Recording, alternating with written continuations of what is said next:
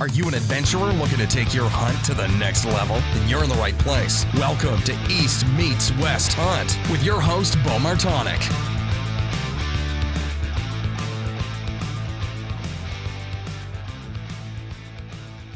Hey everybody, welcome back to the Black Duck Revival podcast.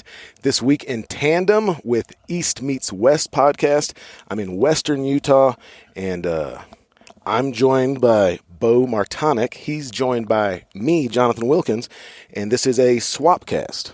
Yeah, I'm excited, Jonathan. It was funny. I was talking to you. I was like, I'd love to get you on the podcast, and you were like, well, I want to get you on mine. So we're like, well, let's just do kind of a swap cast and do kind of a joint thing and just have a good conversation, because it's been fun to get to know you over the last few days and just, I don't know, kind of BS and learn each other's lives a little bit. Sure. And it helps so much versus like doing these podcasts over a computer with someone you never met. It's a little bit more difficult, and getting to meet you and just kind of learn a little bit about you has been pretty cool. Yeah, man, it's been a cool couple of days. I think other folks are staying longer. I got to get my butt back to Arkansas, but yeah, man, it's I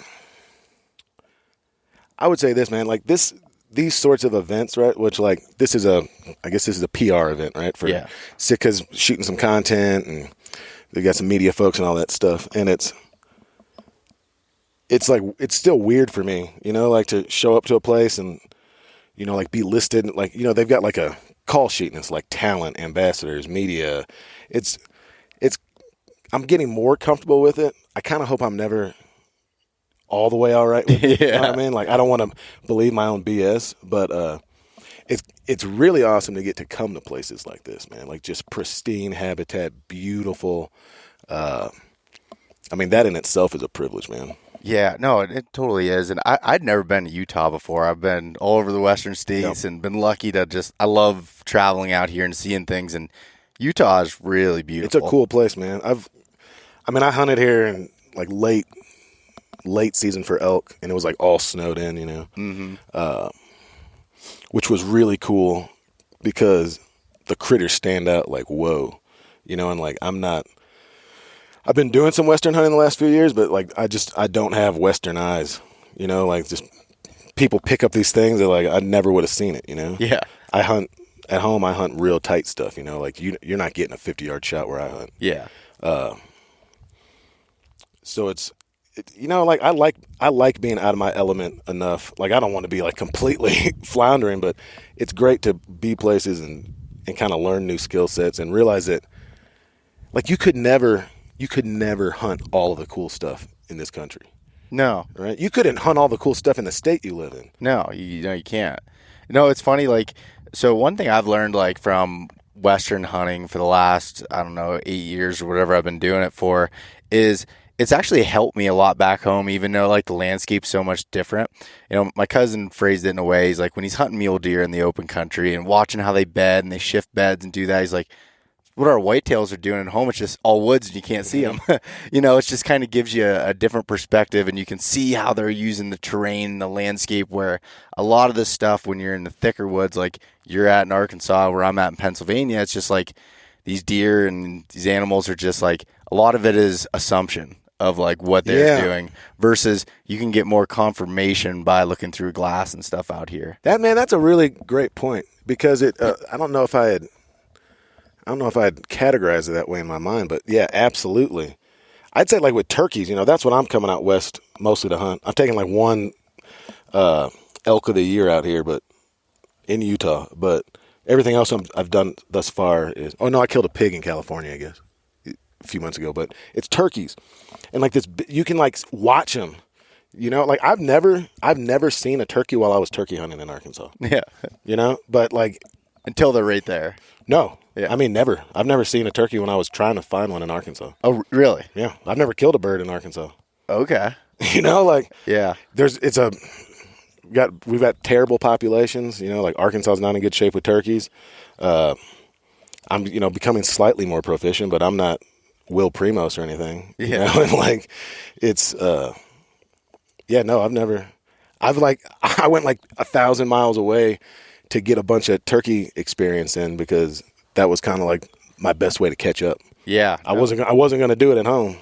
You know, it's I've only turkey hunted out west one time, and it was kind of by accident. I was bear hunting in Montana and ran into a guy that was a listener to the podcast and was like, "Hey, we shot a turkey way back in here in the mountains," and he's like, "We're going to be leaving. If you guys want to go, like, there's turkeys there." And, you know, basically gave us a spot to go back in and check out, and went back in. And my brother was a Montana resident. He had turkey tag, and I called in a Merriam's Tom for him, and he ended up killing it. And it was so cool to see that. And I'd never even seen a Merriam's bird before. Dude, there's something else with those white tail feathers. They like beautiful. It looks like they're glowing when they get backlit by sun. They look.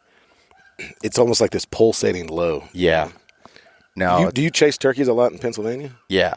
Yeah. That's kind of like a sleeper state for turkeys, but like y'all get a bunch of them, right? It depends on the part of the state. So like where I'm at, it's low densities of turkeys. They used to be when I was a kid, they were everywhere. Yeah. And now it's I'd say it's on, at least in the areas that I hunt, it's on the upswing again. Like this year was really good, seeing a bunch of birds and being around. But it's just like in just where I hunt, there's no ag land, there's no anything. It's just Appalachian mountains and woods. So it's like, when you hear them, but it's just like there's not, you don't see it that many. Like they're not coming out in the fields or doing anything like that. So it's tough hunting. And the last few years I haven't shot a turkey. Up until then, I'd usually shot a turkey every year. Mm-hmm. But it is like there's parts of the state though that are loaded with them too, and then there's other parts that just are probably worse than where I'm at. So it's just kind of a mixture. Like we were talking last night about like, you know, densities and areas and how it's just like it fluctuates so much. Well, you've seen that there's this meme thing floating around on Instagram or whatever, and it's like, if you want to catch a lot of fish, you should go to a place with a lot of fish. And that's like, honestly, that's the most true thing I've found about hunting. Skill set absolutely matters. Woodsmanship matters. Proficiency with your weapon matters. Best thing to do is go someplace where there's a lot of opportunity. You know, it's like it's like the same thing of like, all right, if your goal is to shoot 170-inch whitetail, probably shouldn't pick Pennsylvania. Is it possible? Yeah, but I'd probably go to an area that has higher density if that's what your goal is. Yeah, to be able to to do that, and it's, you kind of got to be honest with yourself on some of those things and what you can make happen. Well, and we were talking about it too, man. It's like, anyone who doesn't say that, you know, the idea of luck, you know, is when, you know, you heard that people say like luck is when preparation meets opportunity, right? Like you can do a lot to prepare for when you get lucky. But I mean, I've never, and I know people do this, you might be doing this, I've never hunted a specific buck. You know, I've killed some deer that I was like stoked about and I thought they were real cool, man. But I've never tried to pattern one specific buck and target them. You know, I've had most of my success during the rut, you know, which is like, dude, a lot of people forget that like you're hunting animals that they're acting totally different than they would the other 11 months out of the year, right? Yeah. So like, I don't know if you want to call that luck, but that's something kind of out of your control. Now you can pattern that stuff, and I just put myself in a position where I thought there would be deer coming through. I read sign, you know, and then I tried to, who we got coming through here? Hey-o. But yeah, man, I mean, like, I feel like I've gotten lucky a lot, you know? Yeah. And I guess this is the way I'll phrase it. So I have targeted specific bucks and it's worked out a few times. Mm-hmm. It's definitely not like the regular where I've been able to. Does it feel different if you get that? Yeah. Get that animal? Yeah, it does. I wouldn't say it feels more special, but it feels different. It's cool to like, okay, this was a deer that I was really trying to figure out. But I will say, like, and at least in the areas that I hunt, like I said, in the big woods, there's not primary food sources necessarily from they're going to these fields or anything. There's definitely a ton of assumptions that have to line up to make that work out. And then the way I look at the rut is, I think the rut, I don't know if I'd necessarily call it luck. Luck is definitely a part of it, but I think it's like you get in these spots and it's like being patient and just like waiting it out. Like it's like picking a good spot but you also, I know people that'll just like pick a random tree and it, it works out too. So it's kind of a mixture there, but they're definitely not in their right brains. They're thinking with a different part of their body than their brains at that time. Yeah, man. And it's, that's also like, I don't use trail cameras, right? Mm-hmm. And it's because, still when I'm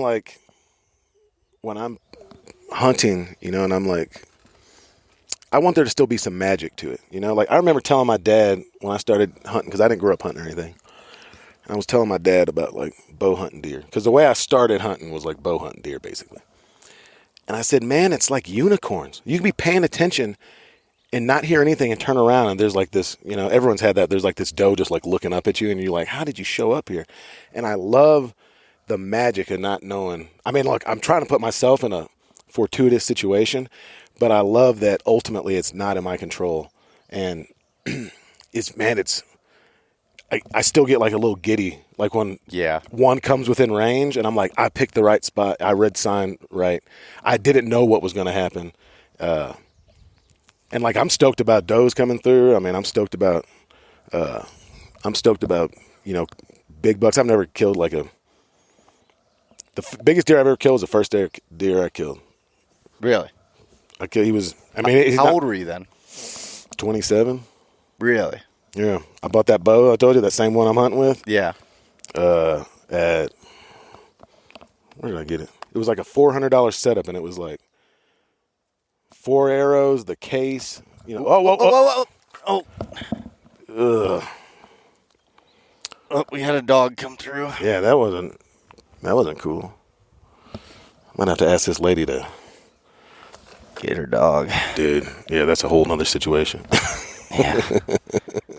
All right. How's it sound still? Sounds fine to me. Is it still running? Yep. Yeah, that's cool. All right. We just rolled the punches. Yep. What were we talking about? You're talking about your first. Oh, yeah. But yeah, man, it was like just like a $400 setup. I got the bow, the Plano case.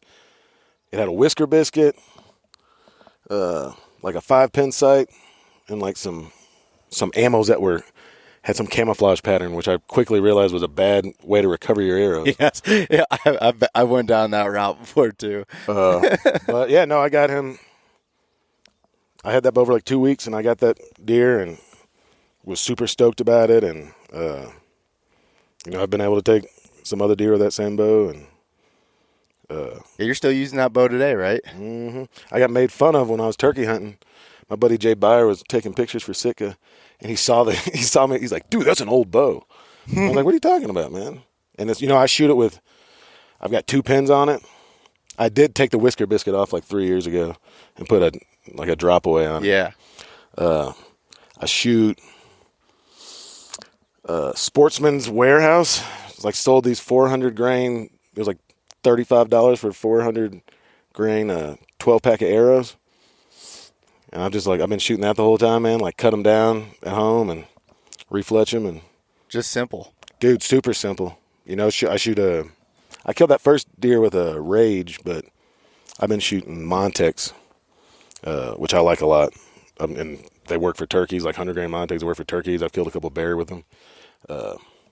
I'm not really like a gearhead dude.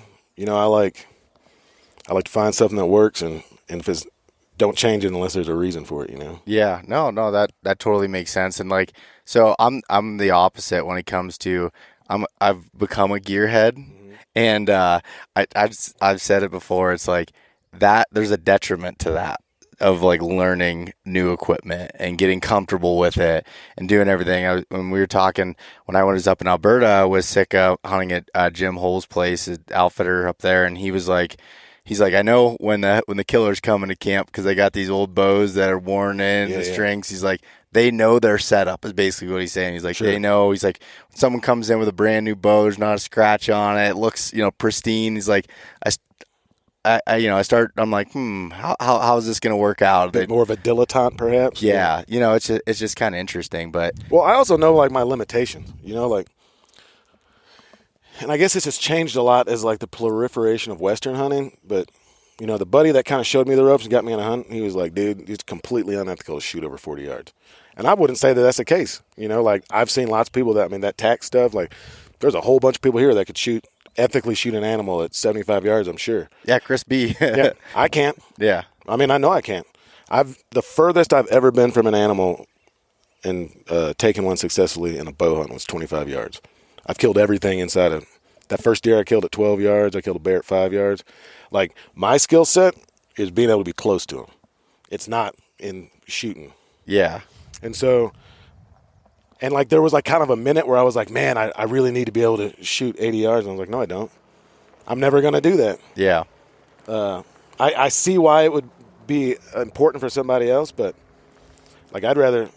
That's also part of the experience that I like. Like I like being right there, getting close. Yeah, no, it's fun. Like with my whitetail setups, I try so hard to like get my setups are set up so I can shoot within 20 yards. Like that's my goal, is to have a 15-yard shot. I really don't want any closer than that. That's about like a sweet spot. Get any closer, kind of gets tough too. But you know, to do that, when you get an animal at that range, it's like just that alone is like you won. Like, you know, you were able to be in there and be kind of undetected. Besides that damn doe that just seems to. Yeah. No, well, you know what it is? A lot of people say it's like that's the part of the game that I like, and I don't look personally. I'm not participating in hunting as like a sport. I don't think it's a sport. It's not a game to me. This is like a part of my life. This is how I feed my family. This is like how I get sustenance and personal validation and all this stuff, right? And I, you know, not to like hippy dippy it too much, but you know, like I'm mostly known as like a waterfowl guy, right? Like a bird guy. I'm super interested in animal vocalizations. Like I spend a ton of time learning to run a duck call, right? Same thing with like a speckle belly call. Same thing with like, mouth diaphragms for turkeys, right? I love the communication. I love the back and forth. And what I'm really trying to do is like enter that world. It's not that I'm necessarily, I guess, you know, I don't feel like I'm trying to beat them. I feel like I'm trying to convince them. You know what I mean? Like when you're calling ducks, you know, and you break ducks up in the sky and they come down and you call them all the way in, man. Like you kind of entered a different wavelength or plane for a second, right? Like it's a, I don't know, transcendental is even a little too intense maybe, but that's what does it for me. Like you know what I think about that bear I got this year? I think about looking up and seeing that bear like just basically walk to the tree I was in.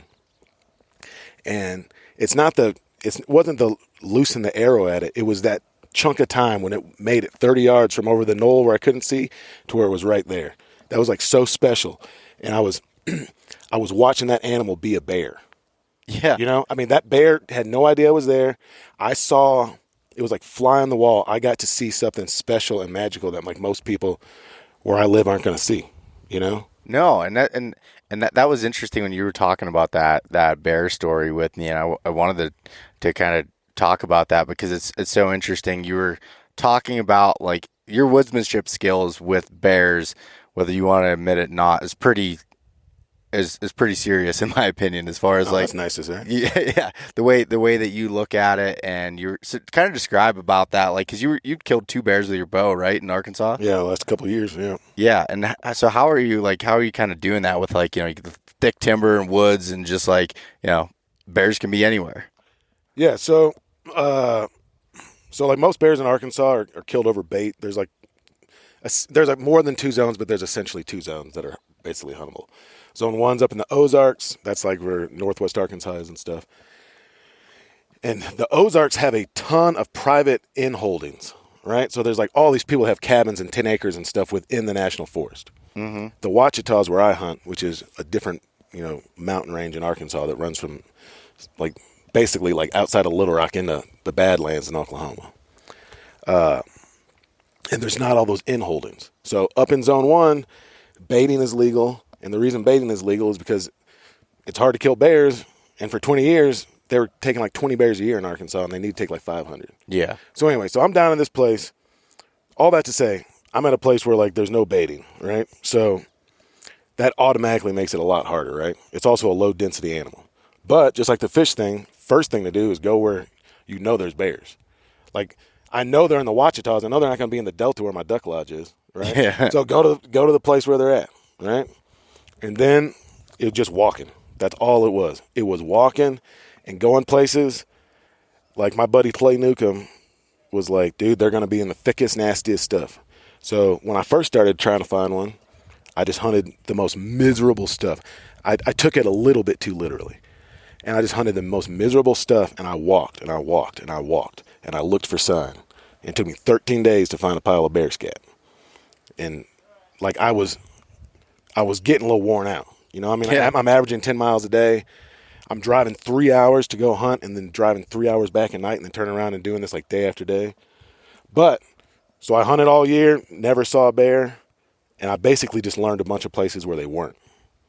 And then I went back and kind of refined that and didn't get one the next year. And then I went back again, and I was getting my butt kicked. It was opening day. I felt like I was getting my butt kicked, and then I ran into one. And that was luck. Like, I came across a bear. But last year, what I did was I had keyed in. You know, I'd figured out they're not going to be where there's pine trees. They're going to be where there's food. They're going to be where there's white oaks. They're going to be where there's black gums. That's where they're eating where I'm at, right? And so I just walk that stuff, try and be quiet, try and play the wind a little bit. I'm looking for trees. You can tell when they've been up in a tree. They'll climb a tree like a squirrel and walk. And I've seen them do this.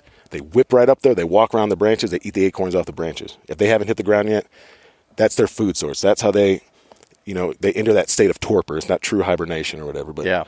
And so, and then I'm looking and I'm finding bear poop. And I probably kicked open 200 piles of bear poop when I was hunting this year.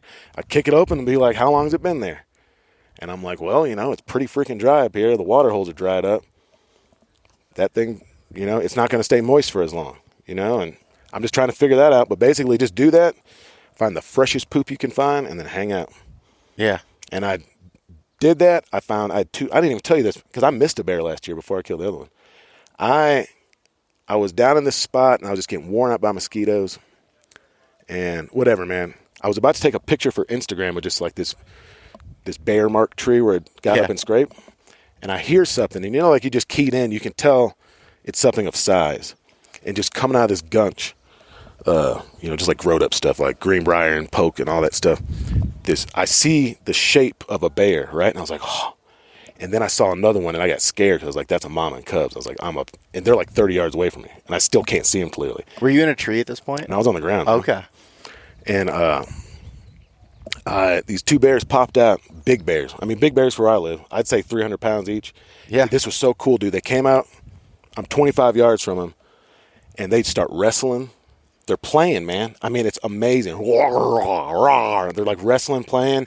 One gets like laying on its back, and then the other one gets up and like kind of goes back to the thick stuff and just feeding around. And this one's just like laying on his back and looks like Baloo or something, And anyway, it's thick. Long story short, I got drawn back on one, and I was, couldn't make it happen. So when I was trying to release, let down, I bumped the trigger, and I shot an arrow straight into a tree root. Buried it, right? I was like, dang it. But they didn't really booger. So I got another one on there, and I took my time, and I lined up, and I had a spot, probably about a beach ball spot to shoot through. And it was 23 yards. I felt like I could make that, right? I took my time. I shot, and I heard whack. And I was like I hit something, right? But the bear just stood up, or he was already standing up, but he kind of went forward a little bit and just looked around and then went back to doing his thing, right? And I was like, what is going on? And so I had three killing arrows. And so I tried to shoot another one. And then he boogered off. He jumped because that one made a big smack. And he jumped off and he ran up 20 yards from me, clear as day, nothing in between us. I got no more arrows, right? He never saw me. He just sauntered off. So I go down there and I'm like, dude, I'm going to have to trail this bear or whatever. I find both the arrows. There's no hair. There's no blood. One's in a tree. One's down in this dry creek bottom. Long story short, I replaced my broadheads, and somehow I messed up and I put 85 grain broadheads on this thing instead of my hundreds, and they just flew wonky, and you want to talk about soul crushing. I'm like, I just had that many opportunities and like at 20 yards. But so what I did was I sat there for like an hour, snuck out of there, came back a day and a half later in the afternoon, went up a tree. I was like, dude, I got to get up above this gunch so I'm not take that out of my equation. Yeah. And I just sat in the tree, man, and I read a book. And I got like to the last page of the book, and I put it down and put it in my my little pocket on my vest there. And like a minute later, this other bear came out, and I got like a great shot, which is like I'm totally fine with, man. Like I had some failure. What would have really messed me up is if I had put a bad shot on that bear. Yeah. You know, like, but I learned a lesson too, right? Like I just like one little mistake. And it's because like I'm using the same arrow setup for 10 years. Like all I got to do is swap the broadhead. You know, it's the exact same thing. It's flying the same. Like I got the inserts in. They line up with my vanes. However, you know, I've learned how to do it. But yeah, man, I just like grabbed the wrong thing. And I'm like back of the truck and I'm like looking. I'm like, dude, an 8. Oh, I'm like, you know, and it's like, it was preventable if I had been a bit more thorough. And so it was like a lesson I learned that was harmless. Like no bears were hurt in the making of this hunt, right? Yeah, no, and I mean that's good on you to keep after it and keep like trying, because that's a soul crushing thing of like just like everything, like you feel, say you go into that and you feel confident, and then you just feel like at the lowest of lows, like I can't do anything. You know, at least that's the way I get sometimes. I would have had to stop hunting for the season if I had found blood. I would have been done. Yeah, you know, and two, so there was another point in that when we were talking before, you were talking about kind of hunting that middle of the day, even when it's hot. Oh, or like bear 30? Yeah, bear yeah, 30. Yeah. What's bear 30? Well, and I've talked to Josh Boyd about this, and he's hunting like Montana and stuff, and it seems like it's true. And like bear 30 comes from Clay Newcomb. Like I was talking on the phone to him the day I was driving up, and I did get that bear, and he was like, "Yeah, man, bear 30, you're on it." But anyway, just for my anecdotal evidence, I'm not, you know, when I started going, I was like doing it like deer hunting. Like I'm out there an hour before sunrise. I was never seeing bears. And I've come to the conclusion, and this is other people have said this, I'm repeating other people's information, but like, I'm not going to sneak into the woods to bear hunt before the sun's up because I can't see anything. And I think I got way more of a chance of bumping a bear, right? It seems to me that they're very active, especially in Arkansas. Like season this year opens up on the 13th of September. It'll be in the 90s. Seems to me they're like pretty active in the evening, right around, you know, that first light. They're going to go and bed 300 yards away, like from their acorn patch or their berry patch or whatever, and chill. And then maybe 2:30, 3 o'clock, start getting late afternoon, they might come back out and, you know, start feeding again. So it seemed like my efforts were better concentrated. Like now I still like feel like I'm missing something if I'm not out there. So I'm talking about like 10 o'clock, maybe head out there. Yeah. And then hunt till dark. But you know, it's just like I was looking at something on your Instagram page, talking about like, do you want to put miles in or do you want to put good miles in? Yeah. You know, like I can go sit out there from 5:30 to noon, but I think my time would be better spent from 10 o'clock to 6:30. No, that's exactly right. And I've talked to, you know, a ton of successful whitetail hunters and stuff. And it's like, yeah, just what you said, like the good, you know, putting in the good miles and focused effort versus, you know, like there was a guy that I just had on last week on the podcast. He was talking about hunting these thermal hub systems. And he's like, if you go into the spot too early, your thermals are blowing up in. If that buck's bedded up there, you're going to blow them out. He's like, it sounds ridiculous, but there's really only an hour out of that day where you have a chance of killing them because of the wind, as far as, you know, blowing up to him, waiting those thermals drop, the sun goes down and starts swooping down. That's when you go in to make the kill. And it's like, for me, I've always had trouble with that because it feels like you're wasting time or you're being lazy or anything, but it's on, I mean, it's just kind of taking the facts or what's thrown at you and using that smart versus just trying to, you know, manpower it or, you know, outwork it essentially. Well, you know what? I mean, look, I still enjoy that part of the hunt, right? Like I really, really like walking in the woods and finding small things that are new to me, right? Like, Yeah. oh man, that's the first time I found some owl pellets. Oh man, that's the first time I found like a chinkapin oak, right? Like this kind of acorn. Or, I mean, like, I'm talking about like boy in a creek type stuff. I love it. Like, oh, here's a little pool in the middle of the Ouachita is like this big, and there's crayfish and stuff, and I can tell in the algae where the raccoons have been scraping their hands trying to catch these. Like, I love that stuff, right? Do all that stuff before season. Spend all day out there stinking up the woods before. Figure out, get some idea what's going on. Like, all that walking around and being in these mountains and stuff, like, I was trying to get down in the bottom, like way down in the bottoms, you know, like hollers where I'm from, that's what you call it. Yeah. And the way this piece of land is, man, is, and I'm trying to talk around this. I don't want nobody to know where I'm hunting at. But it's like you start up top high, Yeah. right? And then if you want to get down to the bottom one, it's hard as hell. Like you're sliding down scree slides, or like, I mean, I'm trying to figure out where to tie ropes. It's like gnarly, right? Probably not safe and smart. But the wind and the thermals are doing something completely different on the top. Like it's going up in the morning, right? Yep. But you get about halfway down that mountain and it starts to go down, especially if there's a body of water that's pulling. Yes. Right? There was no way because of the one side of it was landlocked by private. The best way to be coming downstream and walk up against the thermals. I couldn't. And it's like, dude, I could bust my tail. And all I'm going to be doing is broadcasting my scent down the middle of this holler and just frustrating myself. And you know what? When I killed these bears, I killed them up top.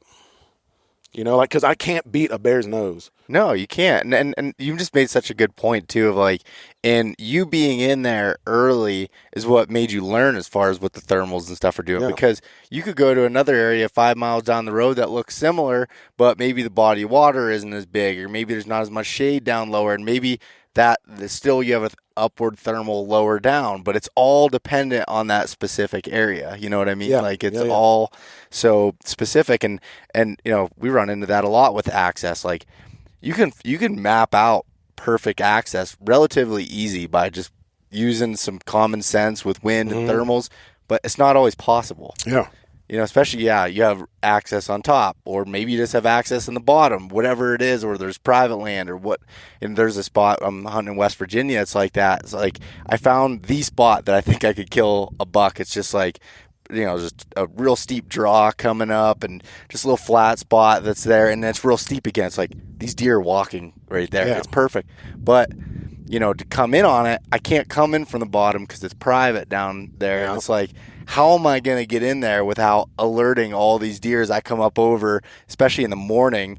I really can't hunt in the morning because all the thermals are going to be dropping down and just like broadcasting my scent down through. And it's just, that's the reality of it. Dude, my plan, until I found all that sign up top, and like that's where I saw like, I think it was last year, I saw like 6 bears in 3 days, which is like, before that, I had seen 1 bear and I killed it. You know what I mean? Like it was a lot of bears for me. My plan was to get down in that bottom like 3 days early, get down on the downwind side and camp down there. Wait for opening day, man. Yeah. And like just, dude, I've had real good success like just in life, just doing stuff that other people don't see any value in. Off the wall stuff. Dude, like I bought that old church that I turned into a lodge, man. Like that was an old rotten shithole to most people, right? I mean, that's what it was, you know? But there was like a story there, and like with effort and like some intentionality, I turned it into something that, you know, like other people see more value in now, right? And is exponentially more special to me. Yeah. Right? Like being like, man, I really want to try and like, you know, spot and stalk a bear in the woods with a bow. Like it's a low success activity. You know, like there was no validation from it for years. You know, but the most validating parts of it are not getting the bears. The most validating parts to me were figuring out where the bears were and seeing them. You know, and I mean everyone's doing stuff for different reasons, but like that's what I'm looking for. That's like part of the experience that I want for it, you know? Yeah. You know, and that's, I'm glad you said that, you know, like so there was a couple years ago, I went to New York and I hadn't hunted there before at all. First time into a spot, just killed a deer in Pennsylvania. I was like, I'm going to go to New York and just have fun with it. I said, yeah. I'm not going to have any goals as far as size or age of deer or anything. Like, my goal is to kill a buck there, and I wanted to do it by just like scouting, finding them, and hunting essentially. And I worked up and I was finding just hunter sign everywhere, and it was like there's tree stands all over, and I was like, all right, I got up to the top, and the thermal started coming up, and I'm like, I'm just gonna work these benches around and try to find a feed tree that's dropping. It was a little bit middle of October, and I started coming down, and all of a sudden I caught movement, and I glass, and there's a small buck just sitting there. When you say a feed tree, are you hunting acorns? That's what I was looking for, was acorns. That specific spot, there was actually not any.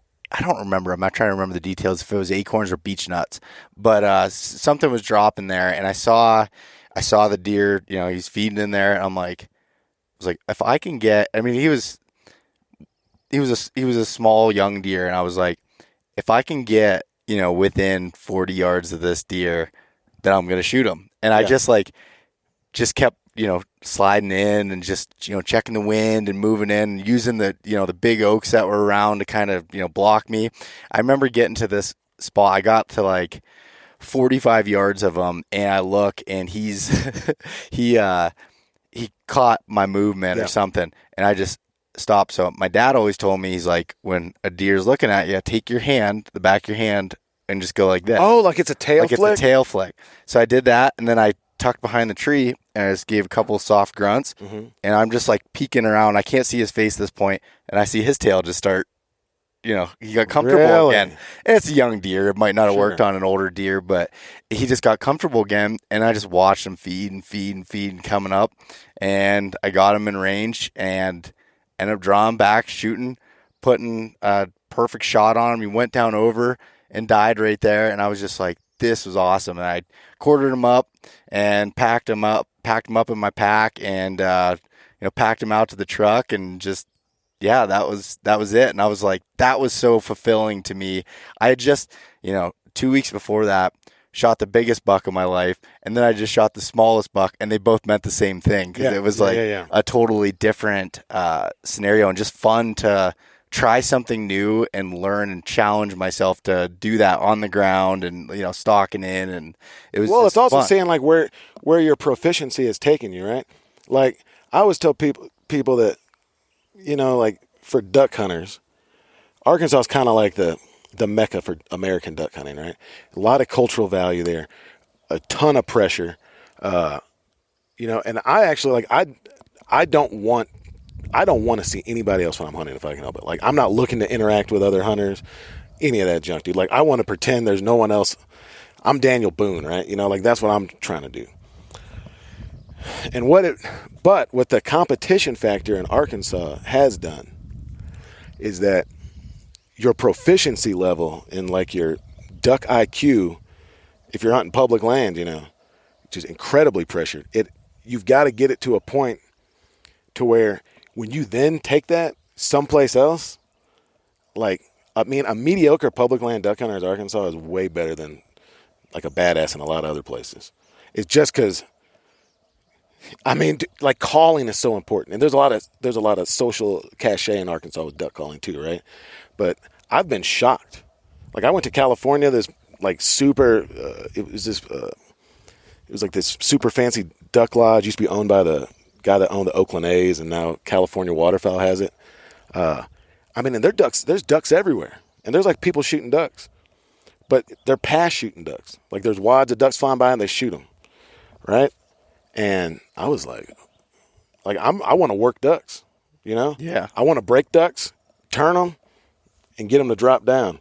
And I was like, dude, you can just sit out here and shoot ducks? Like, I mean, I've pass shot a few birds in Arkansas, man, but like, those birds are wily. They're at the bottom of a migration line where they've been harassed.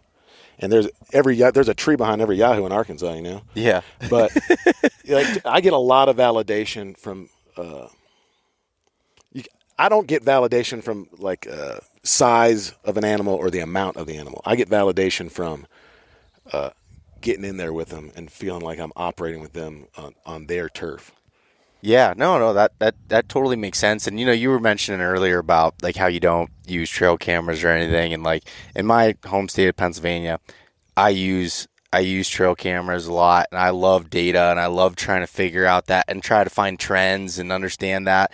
And that's where I think like that New York hunt was so special to me, because it was like I just took like I do love doing that, but at the same time, sometimes I just want to go just hunt, just and take a different approach to it. And I have a lot of buddies that are the same way as you, of just like I want to just be surprised, and just read sign and just and when something comes in and I shoot, it's like, holy cow, this is amazing, it worked out.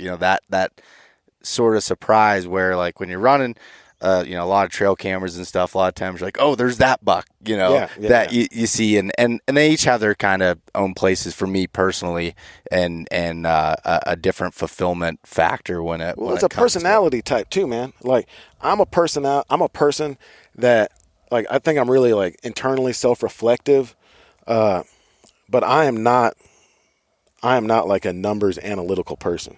Like I went to college, I was a humanities major. Like I was like reading and like interpreting the why of stuff. Like in high school, my junior year algebra teacher, because you had a choice senior year to take math and that. He was like, dude, if you take math, you're not going to graduate high school. And like some people are comforted by numbers, and like if you do this, then you do this, you'll get that result. And that doesn't comfort me. Yeah. You know what I mean? Like trying to work hard and get good at something, and then like trusting my gut and my heart. That's what like makes me feel good, And and then I get a ton, like obviously I do a lot with like wild food and like cooking and teaching people that stuff, and I get a ton of validation from like preparing good meals with stuff and sharing that with people that I give a shit about, because it's like it's being able to share. I mean, most of the people that I hang out with in Arkansas, like they don't hunt. They've got the only exposure to like wild game they have is through me. And like, it's incredibly validating to like be watching our kids play, and we're like all dadding it up there with our little short shorts or whatever, and drinking some beers and eating some venison sliders or whatever it is, man. Like so to me, man, like the hunt's never really stopping. Like it's all part of it, right? Yeah, no. And first of all, for anybody listening, like I was lucky enough last night to have one of your meals. Oh yeah, we had some grub. Oh man, that was incredible. I think that's so awesome how you do that and take such passion. I saw you over here picking some stuff that was like, what were you doing there as far as like for the meal? Well, so I just like went down to a creek. But that like comes in. See, that's where like you talk about woodsmanship, right? Yeah. Like we're out here. I don't know what you would call it. I mean, this is like stuff I'm not familiar with that much. It's like aspen. It's you got a mixture of like aspen groves and high desert. Is that what it's called? So it's like, where you're probably gonna find stuff is where there's water. So I just like go down to the creek in that little Elantra that I rented, and like there's all sorts of stuff that you could eat down there, right? There's like tons of dandelions, which like the dandelions that we're used to are European invasive. Like American native dandelions are very, very small. So like I go pick some invasive dandelions, right? I pick this stuff. It's called like Milna, which you could really make teas and stuff out. I didn't use it. Some of this thistle you could shave down, but it's like just that. So like the salad was like mixed greens, chopped iceberg, like this ginger dressing I made, and then like a bunch of just chopped up dandelion in it. And it rooted not to go too far into it, but like roots you to the place that we're in. This idea of terroir. I'm real big in like cooking critters with the stuff they eat. Like take duck. You ever processed acorns and eaten acorns? No. It's a pain in the ass, but it's like worth it, and it's cool to do. But you have to like leach the tannins out a bunch, and then you like roast them. But man, like you take a wood duck, you take the legs and thighs off a wood duck, and you like, braise that down, and then maybe like mix it with a little bit of like Parmesan Reggiano, some sort of hard cheese, right? And then like some like coarse ground acorns, right? Because that's what they're eating. If you like kill a wood duck, you can pop the acorns out of their throat, right? And you stuff that in like a little very simple, just eggs and flour pasta dough. Make a little ravioli, right? And you give someone a plate of that, right? That hits way different than like I got a bunch of beet sticks made. See, you can already tell how I feel about that. Like, that hits real different. And it's like it's very connecting, and it's very grounding. And like, you know, you could really get self-righteous about it, and you know, like the French term would be terroir, right? That's what they talk about, like with, you know, like you grow this specific grape in this soil type, you know, the terroir of it, the terrain, the dirt influences that thing, and you taste it, right? Like that communicates. So like if I serve, like we met 2 days ago, right? Yeah. And I like to talk, and we've been talking, and you know, and the beers and stuff, whatever, right? But like, if you want to know who Jonathan Wilkins is, man, like that meal I gave you, that communicates who I am. It communicates what's important to me. It communicates the food that I feed my family, like how I sustain myself and the people that I care about. It's like how I put stuff together. Like that's a way to communicate who you are. You're telling a story with that, right? Yeah. And that's important to me, man. And it's not always the thing that gets like the clicks, but it's the thing that makes me happy, and like be able to be okay with being away from my family, you know, and I feel like I should be wiping diaper butts or whatever. Yeah, and also like one thing is like kind of unique this event that we're at specifically. We have some media people here that are non-hunters. Sure. And I think that really speaks to them as far as being able to see, just watch you, you know, in the kitchen that was like 100 degrees. Yeah. They don't have air conditioning in these Utah places, evidently. Yeah, apparently not. But probably because it was covered in like 8 foot of snow a month ago. Yeah. But just like seeing the amount of time that you take into doing this and making these special dishes, and that's super cool. And I didn't realize that you had done that like everywhere as far as like trying to cook the game or whatever that you have with some of the surroundings or what they're eating. I mean, look, and like, not always. No. I'm not saying I'm making that every night, dude. No, I know. But you know what? Like a lot of nights, like this is like one of my kids' favorite meals, man, is like I'm busy. I got 3 kids, man. I got stuff to do, right? Like I'll spend 10 minutes in the morning, like I'll sear off a bear roast. Their favorite thing to eat at the house is bear and like speckled bellies, right? So like sear off a bear roast, throw it in a crock pot with some stuff. Just crock pot it, like Midwest mom it. Now, I step it up a little bit because, like, I don't buy chicken stock. Like, I roast the bones. Like, I got sandhill crane stock and duck stock and bear stock and elk stock, like, all that stuff in my house. So I just pour jars of that in there, and then I come home and, like, real talk. Anyone who's listening to this, let me look in there. Dude, I've worked in restaurants. I've had restaurants. I've cooked professionally. Dude, crock pot bear roast, canned green beans, Bob Evans mashed potatoes from the cold aisle at the grocery store. That's like a 10-minute meal. Feeds my whole family. They love it. And I get to sit there and be so stoked that I'm watching my 4-year-old or my 3-year-old just mow down on a bear. Yeah. You know, or like every Christmas they're sitting there just eating speckled belly goose legs. And dude, that's serious. So that stuff makes me so happy. It's like being able to share what's like, maybe you play baseball and you like get to see your kid hit a home run, man. That's like me getting to see that every night.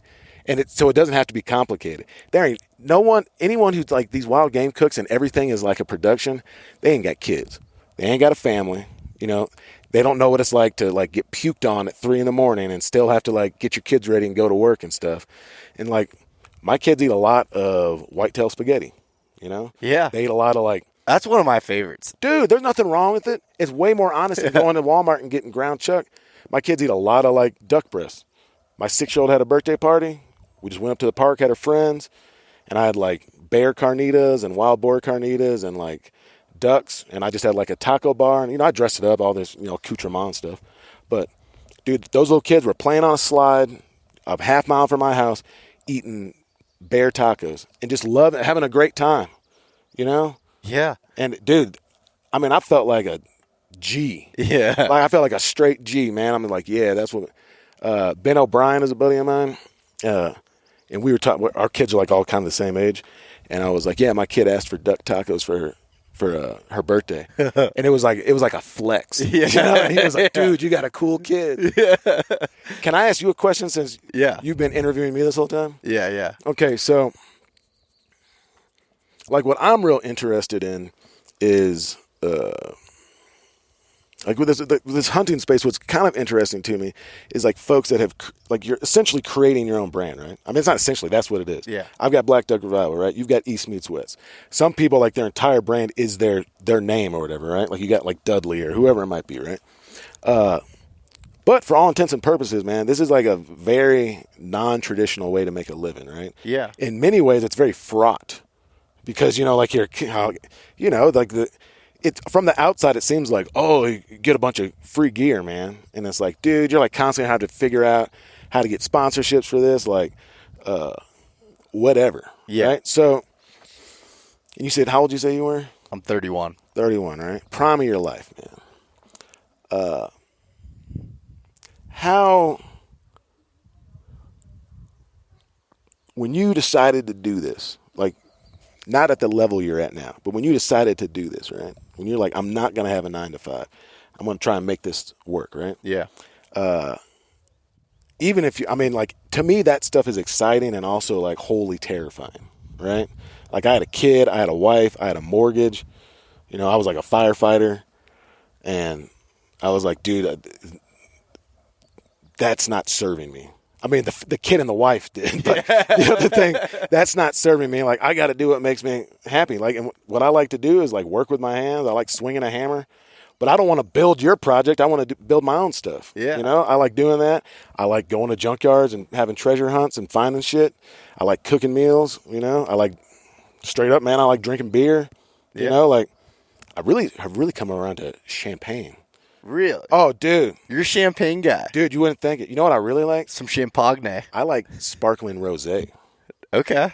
And, we were talking about, too, man, like, what have I got to prove, man? Yeah. Like, I've done a bunch of hard stuff, dude. That stuff tastes good. Yeah. No. But anyway, when that hit and you're like, I'm going to do this, man, like, what gave you the confidence to say, like, I can go, I can blaze my own path. I can make my own way.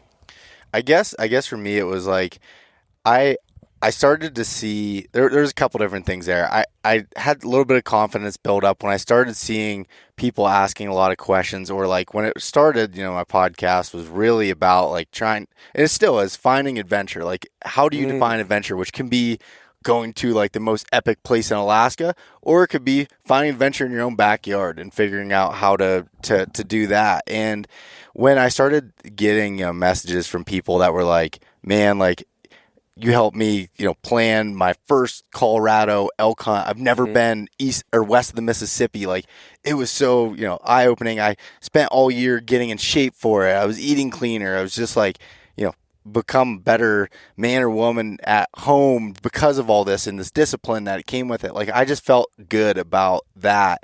And honestly, as far as like making it as a living, the only thing that I have, I'm not really talented at anything, but what I am, I feel like good at is not quitting at anything. Yeah. And I felt like that if I spent enough time doing this and just learning and crafting these things over time, that I could do it. And if I just didn't quit and just kept okay, something didn't work. All right, I need to shift a little bit. And then just being myself and doing that thing for a long period of time, I was like, I don't see how it doesn't work. And it wasn't, and that's not me saying like, oh, I think I'm the best in the world at anything. It's not the case at all. It was just like, if I put effort into it. Now, I was in a little bit different situation. Not married. Didn't have kids, so it was a less risk that came with it. But I had, I went to college. I had a really good job. What were you doing before? I was environmental health and safety manager for a manufacturing facility. Oh man! So I dealt with air permits and water quality and safety OSHA? training and OSHA and all that different stuff.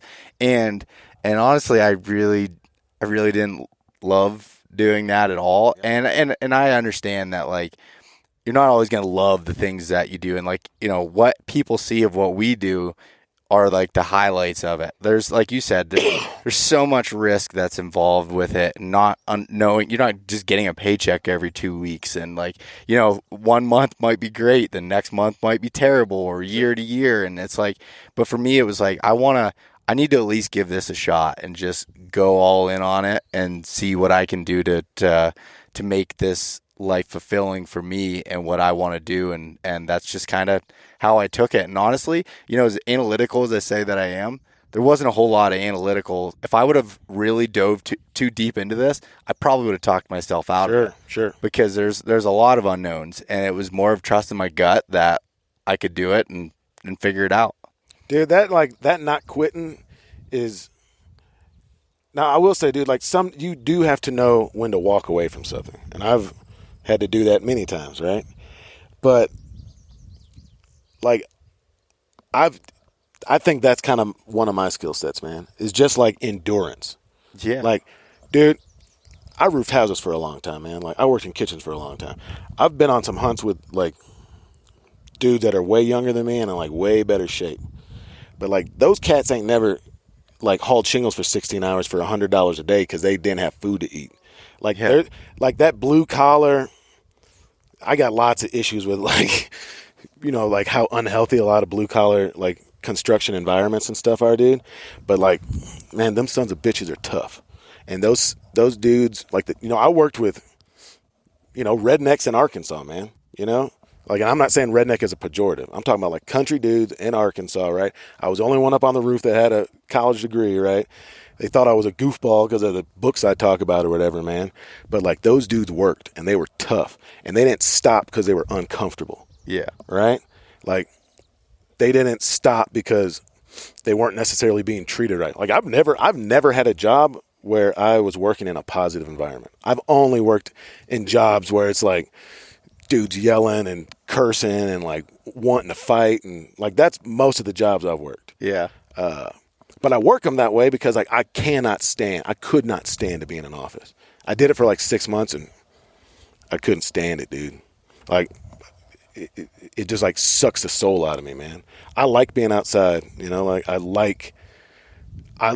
this sounds weird. I love waking up. Have you ever like run a sledgehammer all day or just like been running a fence hole digger and like you wake up the next day and like your hands are like cramped? Yeah, you can't even get them open all the way. Dude, I felt like I earned it, man. And I'm seeing the detriment to it, man. Like I've taken a beating, dude. Like I'm sure that abuse I've put on my body. Like when I started roofing houses and stuff, like no one was wearing a face mask. Yeah. You know what I mean? Like you're just breathing in whatever. But man, like there's also this thing where life is so finite and so completely unpredictable. And like, especially working as a first responder, man, like, and not to be morbid, but I've seen so many different ways that people died. I mean, just think of the most graphic stuff, think of things you couldn't think about, young, old, everything, man. You got no control over it. Like, I've seen lots of people that probably deserve to die that lived to 100, and I've seen great people, innocents, just, someone hits you on the highway and you're over, right? Yeah. Like, why not try and live the most fulfilling life you can? Like, and look, you're talking good months and bad months. I've never had a great month. I'll be straight up with you. I've never had financially a great month doing this, man. But my kids, I think that what I'm showing my kids is super valuable, like that's not where fulfillment comes from, like I can't go buy my family a $500,000 house, but I can buy a foreclosure and bust my ass and remodel that thing, which is what I did. And I put my family in a nice house. You know what I mean? Yeah. By working hard. Like, that's where I can bring value to them. Like, I can't afford, and I'm not, like, impoverished or anything, but, like, I can't afford to go, like, spend $500 on a sushi dinner with my wife. You know what I mean? But I can bring her home something that no one else she knows gets. Yeah, no. And I can cook that up for her, and I can serve it to her and say, like, I love you, and I value you, and like I value this thing, and I want you to have it because they're all important to me. Yeah, and you can say that without even saying it in a way. Yeah. Like that's and you like, can do that with whitetail spaghetti, man. One thing that I had learned from I learned a lot from my dad, but like one of the things was, and it wasn't even that like he came to me and told me this, it was just from watching it. As a kid, I don't remember this because I was so young, but he worked at a place where he was working 16, 18-hour days, never home, and he wasn't there when we were growing up younger, and he finally made a decision like, not doing this anymore. Yeah. And he started his own business with some buddies of his and just, grinded it out, took a giant pay cut to do it and just like make that thing happen. And seeing that, and now like, and he spent so much time in the woods, teaching me, and like, that's where I learned most of my stuff was through him. I've been super lucky. No, I've heard it's several times already. You've like referenced, dude. And isn't that? And like, you don't have kids yet. I mean, you kind of get it, man. But like, that's some real powerful shit. Yeah. Right? Like, that's what being somebody's daddy is supposed to be. Yep. And I said this to somebody the other day. I can't remember who, man. But like, I've almost died probably 6 times. Right? Like, real close. Like just doing different stuff. I mean, like, nothing illegal or anything, but like, I've just like thought it was going to be over, right? And I can tell you, I know what I thought about. And I know the last time it almost happened. I know the last time I was in a fire and it was like so hot and I was like, this is starting to hurt. Like, I got gear on and like when your tip of your ears burn, dude, like, you're in bad shape. It's like 1,200 degrees in there. You got to get out, right? And I know what I thought about when that happened. When I was crawling out of that thing, pitch black, all that smoke, and I was crawling out, following the line to try and get out before this, because we thought the house was going to go, like, blow. And it was my wife and my kids. It wasn't how much money I had in the bank account. It wasn't what Joe Schmo down the block thought of me. I mean, like, we're all consumed with, like, what does this person think of me? Like, how am I coming off, man? But, like, when it comes down to it, and people there's all these deathbed confessions of people like, oh, well, I wish I had loved harder and I wish I had worked less. It's like, how about you don't wait till you're 80 to come to that realization and you do it on the front end, man? Because I also haven't met, as long as you got your basics covered, like you have shelter, food, clothes, like, it's nice to be able to do a little something extra. But I've never seen someone grow up and be mad at their parents about that. I've seen people never get over the fact that their parents weren't with them, that their parents didn't spend time with them, that they weren't involved in the stuff that was important to their mom and dad, right? Yeah. And like, dude, I want my kids around me, man. Like, I doubt that they'll go find an old church and turn it into a lodge and then drive around in a van chasing turkeys. But I want them around me, and I want them to feel capable in whatever they're doing. I mean, and like, let's be real, man. Like, I exist in a space where I like stick out. Like, there ain't no duck hunters with afros. You know what I mean? Like, but I'm not going to let somebody tell me that I can't do this thing that I love, And I don't, like, I got 2 little girls. I don't want them telling them. My daughter said something about baseball is for boys. And I like got in her face. And I was like, you listen here. You want to play baseball, you're playing baseball. Now, if you don't like it, that's one thing. But don't you ever tell me that you can't do that. Yeah. Like, you might do it and not be good at it, but like, you want to do that, you do it. And there's a ton you're going to learn from messing up. I've learned way more from not getting critters than I have from getting them. Yeah. Yeah, I would say like the toughest seasons when it comes to like deer hunting or whatever are the ones I learn from the most than the ones that work out, the first day or whatever. I always joke about like elk hunting. So it took me 4 years to kill an elk. Mm-hmm. I came out and first time was a 7-day trip. You're just coming out and scouting public and hunting? Just hunting public, going in, backpacking, truck camping, the whole deal. Sure. And second year, I went 10 days. Third year, I went 14 days. I still never killed an elk. My 4th year, on the first day of a 14-day hunt, I killed my bull. And everyone's like, oh my gosh, like, that's crazy. Got it done the first day. I said, that's day 40. Yeah. That wasn't, and it might have been the first day of that year, but there was a lot of time. Longer than that, man, because you were rethinking everything that went wrong. Why didn't I do this? I mean, like, dude, that stuff lives in my head. And honestly, it eats at me until I can get over it. And like, probably to a little bit of an unhealthy level. Like, I should be able to let it go a little bit more. And I can once I've like gotten over it. But man, when you got to ride a year out being like, oh, if I'd only done this one thing a little bit different, it stinks, but it also makes the success like so much more. I can think of a thing right now where last year I was hunting in West Virginia and I was there by myself and sleeping in a tent, by myself, and I'd run myself down. I was just on a hunt, and I decided that I was going to hurry up and get down to West Virginia, and I drove through the night, and I got sick because my body was run down. And I knew this spot. I found this spot in October, and I was like, if I sit there for 4 days, I'm going to kill a buck. Like, I was that confident in it. Well, then I started, I said I wasn't feeling well, and I was just like, kind of made some excuses on why not to go there. It was hard to get to. Didn't go there. What do you know? I checked my camera. 3 out of those 4 days, a nice buck came through there. And I keep I'm kicking myself in the ass. I'm like, I didn't leave it all on the table to be able to do that. And it was more of like, what I should have did was took a day of rest. Yeah. And then went, not saying that, I should have just, grinded it out. I should have been smarter about it and did that. But I think about those things all the time. Whereas, that's such a learning lesson that hopefully if I'm smart, I'll learn from that in the coming years. And when you have those gut feelings, act on them and be able to do that. And I feel like that translates to any portion of your life and anything. And I don't know, man. I love it. And I really try to just like put it all on the table. And like I said, I've been super lucky. I think one of the things with this podcast is I've learned that there's a lot of people, and you said yourself, you didn't grow up in a hunting family. Yeah. There's a lot of people that haven't had the fortunate ability that I have with having great teachers and a whole family that did it. My grandfathers and I was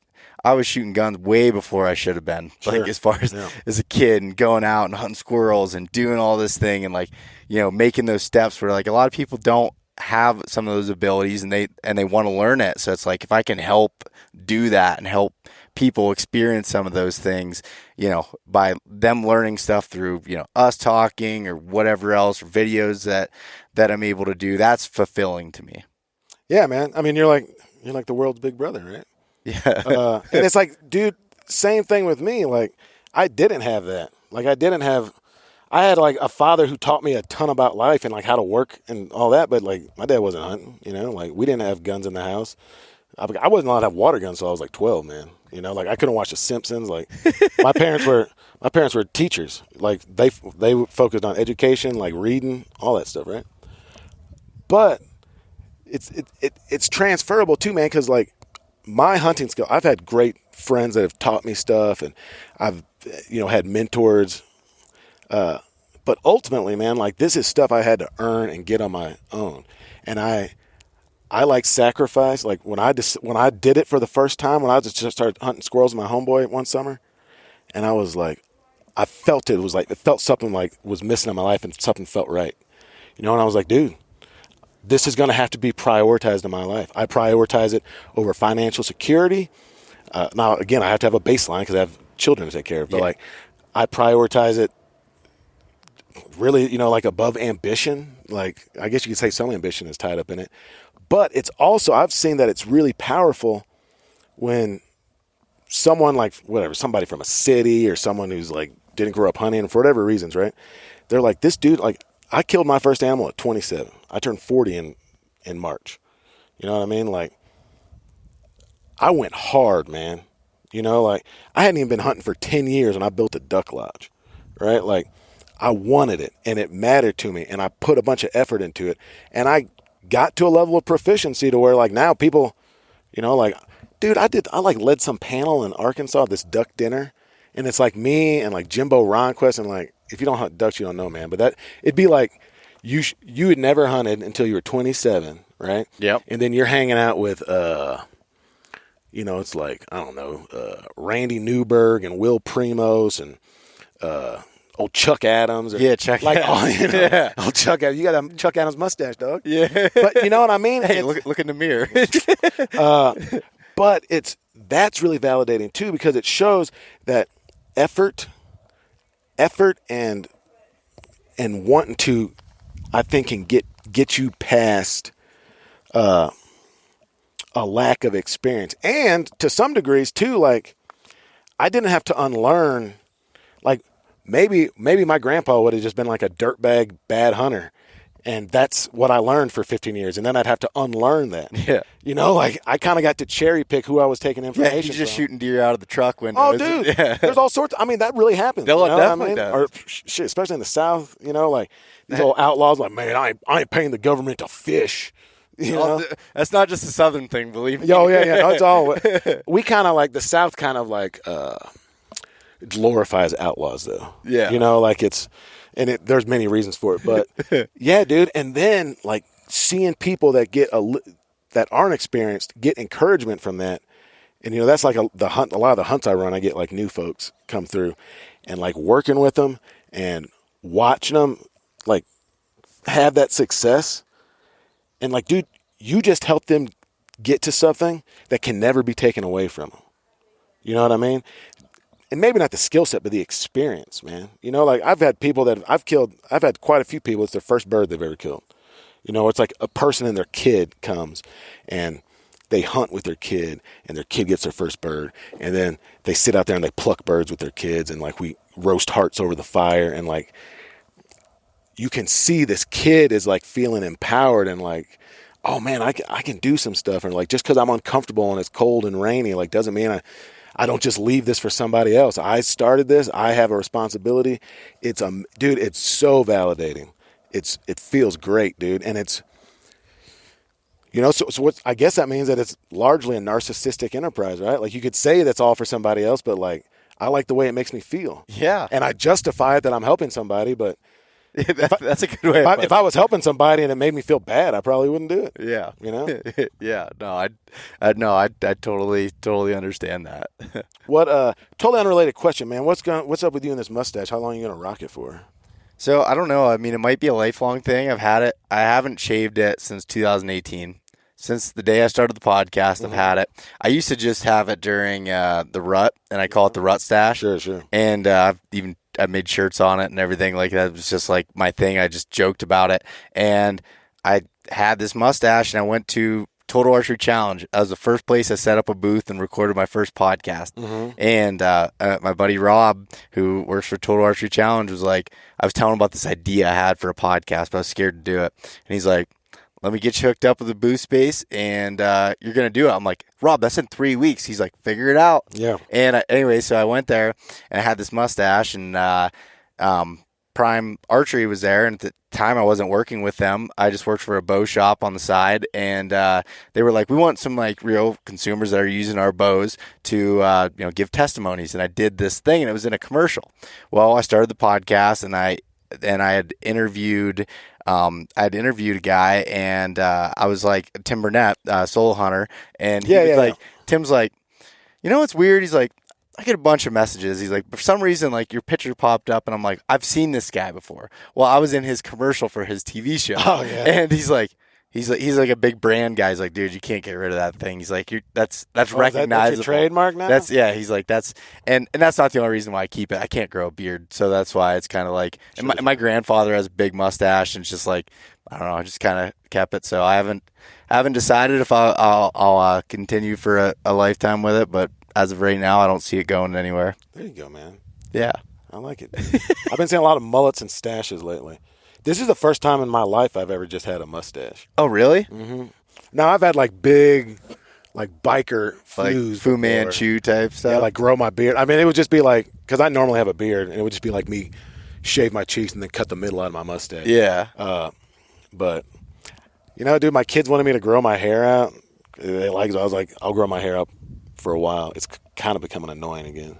Yeah. And then I was like, man, I've never had a mustache. Let me see what's up. My mom also was like really against it, so I did it to irritate her a bit. I've always kept my hair. Well, not I shouldn't say always. I usually keep my hair short, and I would like just grow it out during hunting season because I just more so lazy to book a hair appointment. And but I've just kind of grown it out for the last year, and I just got it trimmed last week. But it was a whole year since I even had it trimmed, from having it completely like shaved to just letting it grow. No trimming, nothing. It was just I didn't cut my hair for 10 years.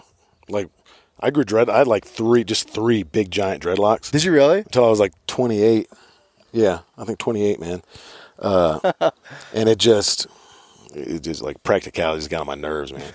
But I don't know. I think I've done my mustache. I think I'm gonna let my beard grow back. Oh yeah. Yeah, man. You don't want to be associated with me. I get it. No, I mean I look like unemployed Neil deGrasse Tyson right now. You know what I mean? Like, just get that beard back, man. That beard also like covers up that little jug. So I just let it come back. It'll be all right. Yeah. I've irritated my mom and my wife enough. Yeah, that's really funny. These jokers look like they're trying to go shed hunt, man. Yeah, they think they are. Not without you, huh? No. We probably should wrap up. I got to do another video event. I'm sure you got some stuff planned here, and then you got to get out of here today, don't you? Yeah, man. I'm going to go eat sushi in Salt Lake City with Jay Beyer and get my butt back to Arkansas by noon tomorrow. $500 sushi dinner? Beyer's been spearfishing with Justin Lead in Hawaii, and he's making sushi. Oh. I'm not going for no. Yeah, I'm going to Beyer's house to use his shower. I've slept in his house a bunch. I've slept in my van outside his house a bunch, man. Like, Beyer's house is like the place you go to like hang out. Mm-hmm. His wife's real cool, man. Real tough, cool lady, dude. Sweetheart. His kid's awesome. It's just really any excuse I get to hang out with that dude, man. Like, he's the one who got me in with Sitka, man. Like, he took me on my only elk hunt, dude. Like, I love that guy, and I want to hang out with him. I mean, really. Yeah, no, that's awesome. And eat his sushi. Let's get to the root cause of this. Yeah. He's a good guy, but he turned me on to sushi, man. All the cooking I've done, I was like, dude, this raw fish stuff, dog. And he, like, turned me on to it, and I was like, oh, man, this is – it's all it is it's a matter of ingredients. Yep. If you're getting really excellent stuff, I can tell you I'm not going to eat catfish ceviche in Little Rock. I know you got this fish with, like, one of the best spear fishermen in the world, and it was treated really well, and you're going to prepare it simply and, like, let it be what it is. Like, I'll do that all day long, man. Heck yeah, that's awesome. Well, for anyone that's listening to my podcast and doesn't know who you are, give some how people can find you. It's just Black Duck Revival. There's like a couple YouTube things. There's like a meat eater thing. If you just look at Black Duck Revival on Google, and then same thing on Instagram or the website. And there's like recipes on there. There's by the time this comes out, I'll have my hunt school dates announced. We're doing some stuff in Texas. Hunting on Johnny Ringo's old ranch. Johnny Ringo from Tombstone? Yeah. Yeah, man. Don't you have the guts to play for blood? I guess he built this ranch, and so we're doing some, hunt schools there. And, but I don't know. Just Black Duck Revival. You'll find me. Awesome, man. Well, and then what about you? Okay, well, my stuff's just East Meets West. East Meets West Hunt is the podcast, and Instagram, East Meets West Outdoors, website, YouTube, or my name, Beau Martonik. You search either of those, you'll find all my stuff there. So, dude, what's the etymology of Martonik? So that is Czechoslovakian. Dude. What? That's awesome, man. Yeah. I'm fascinated by that stuff. Yeah. I was like, that's some Eastern European stuff right there. Yeah. That's exactly right. So. Sweet, dude. Yeah. I'm just finding it interesting. I just wanted to know, man. Your name's not Smith, so I wanted to know. Yeah. Well, shit, man. Hey, I appreciate it. It's cool to get to hang with you, bud. Yeah, man. It was great having this conversation. Appreciate it, buddy. Yeah, for sure. And everybody, thanks for listening. Until next time. Thanks so much for listening to this episode of East Meets West Hunt with your host, Beau Martonik. For more great content and to stay up to date, visit eastmeetswesthunt.com, Facebook at East Meets West Outdoors, and Instagram at East Meets West Hunt. If you enjoyed today's episode, please review and subscribe, and we'll catch you next time.